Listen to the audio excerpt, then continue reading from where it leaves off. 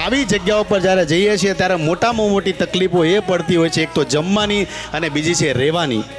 પણ આ સરદારના જેટલા પણ સાધુ સંતો એક સરસ મજાની પહેલ કરે છે કે અહીંયા વિશાળ મંદિર અને સાથે સાથે રહેવાની જે અદ્ભુત વ્યવસ્થા કરી રહી છે. તમામને કહું છું કે એક સરસ મજાનો આ એક સંકલ્પ છે, તો આ સંકલ્પની અંદર હરેક ગુજરાતીઓને જોડાવવું જોઈએ.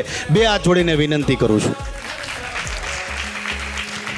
આજે આવવાનું મુખ્ય કારણ ઘર સભા ઘરોને જોડવાનું કામ કરતું. આમ તો 2000મી આ ઘર સભા છે અને તમે વિચાર કરો કે કેટલું ડિસિપ્લિન છે. માણસને તાવ આવે, આમણે યંગ જનરેશન છે, યંગ જનરેશનમાં રવિવાર આવી જાય, પેટમાં દુખે, પણ 2000મી ઘર સભા એક પણ રજા લીધા સિવાય.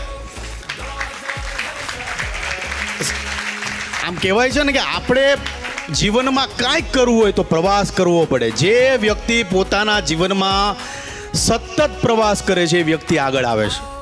નિત્ય સ્વરૂપ સ્વામીજીનો ખૂબ ખૂબ આભાર કે આજે 2000મી આ જે ઘર સભા છે એમાં મને ઉપસ્થિત રહેવાનો જે અવસર પ્રદાન કર્યો હતો, એમનો ખૂબ ખૂબ આભાર.